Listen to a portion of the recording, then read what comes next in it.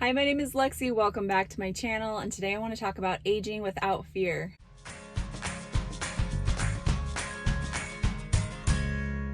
All right, so right now it is fall and the leaves are just so beautiful. I am in awe walking around my neighborhood, just seeing all of the trees changing colors and brilliant golds and reds, and it's just so pretty. And like as the seasons change, I am contemplating myself changing because I'm turning 40. I will be about 40 when this video releases. if not today, then in a few days. So anyway, I just am so grateful because I've been looking back upon my 30s and just how much things have changed. In my mid 30s, when I was 35 in 2018, that was a really hard year for me. My mom passed away from brain cancer after having brain cancer for 14 years. Things just took a turn for the worse that year, and she declined really rapidly, and we lost her that summer. And then a couple of months later, my grandma, my dad's mom, passed away from pancreatic cancer, and it was really fast. It was I think really painful for her. She also had dementia, and she had had dementia for a while, so she could not communicate the same way that she had been able to, years before in that time. So I think her brain was really removed from the situation, which in a way I guess was a blessing, but really hard to know how much she suffered in those last days. And 6 weeks after that, her husband, my grandpa, my dad's dad, passed away.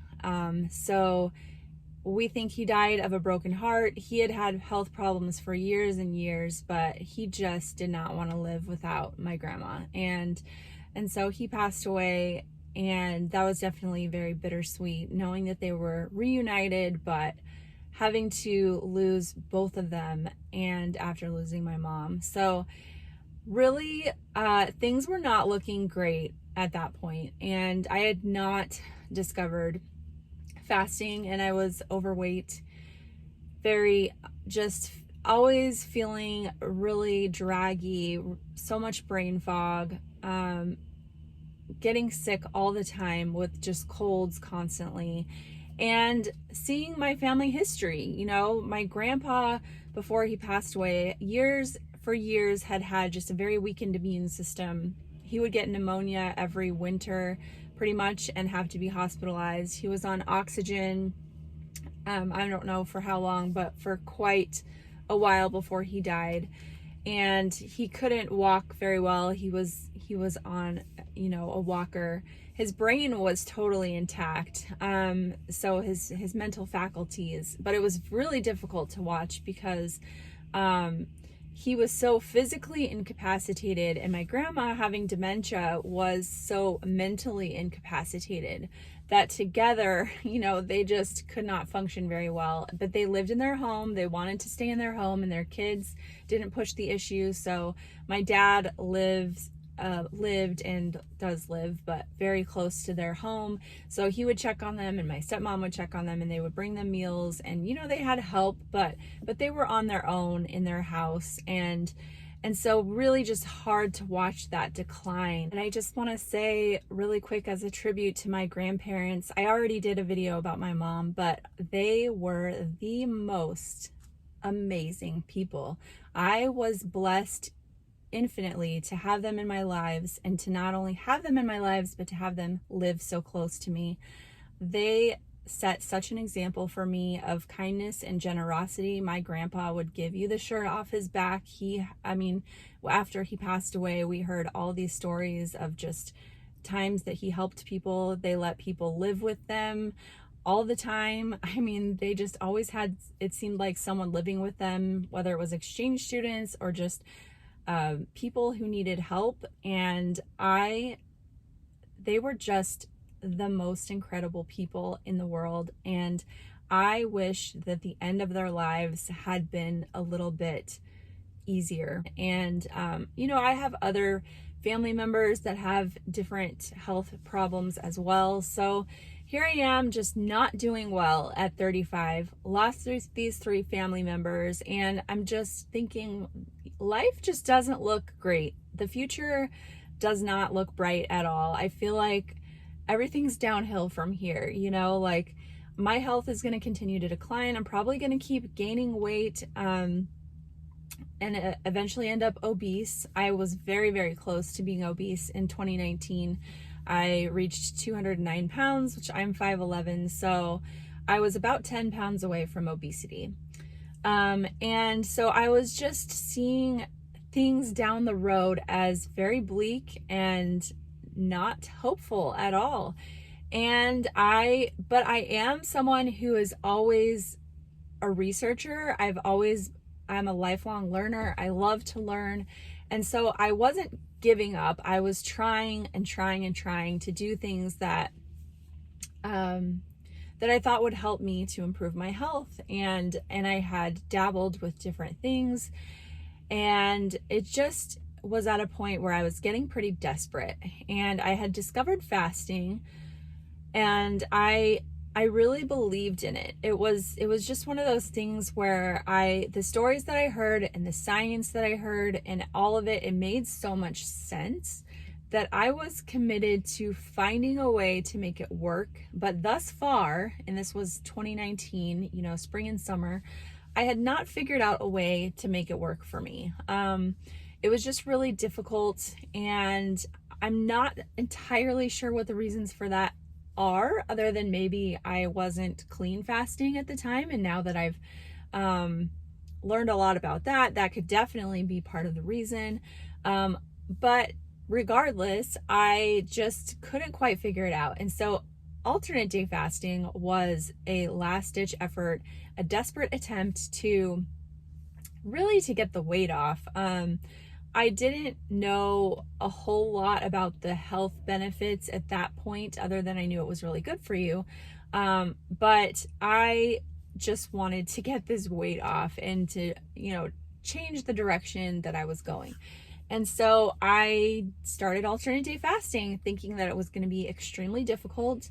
And lo and behold, it was hard the first week, 2 weeks, as I was adjusting. But it became this rhythm that I actually really enjoyed. And I was shocked how much I enjoyed it. I'm still shocked how much I enjoy it, to be honest. It's been over 3 years that I've been doing this, with variations, adding in experiments and different patterns for phases of life and vacations and all of that. Yes, I don't always do alternate day fasting, but I do mostly do alternate day fasting.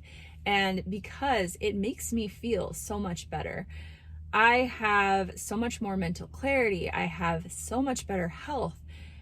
I'm not scared about getting old anymore. And that is amazing, because you know what? I could get hit by a car tomorrow and I could be dead.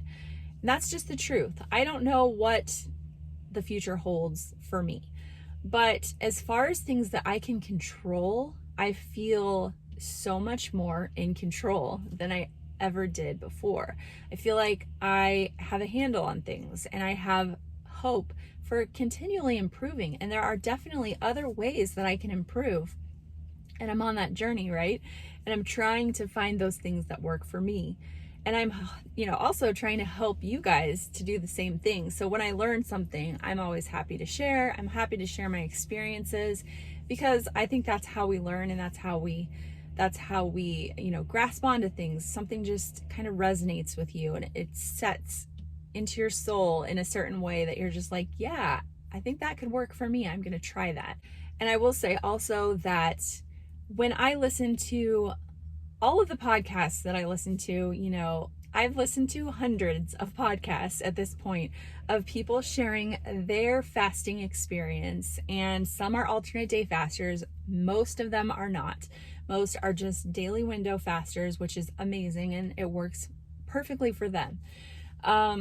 And hearing their non-scale victories, the health benefits, reversing type 2 diabetes, psoriasis, high blood pressure, just these amazing things. I can't even recall a fraction of all of the things that I have heard over the time that I've been listening to podcasts and people's stories.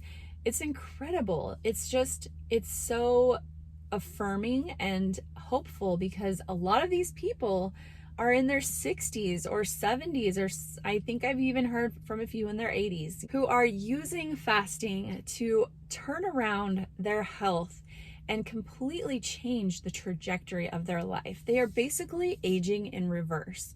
And that is incredible, because and I think what's so incredible about it is that it is so simple and it is absolutely free. There is no cost involved.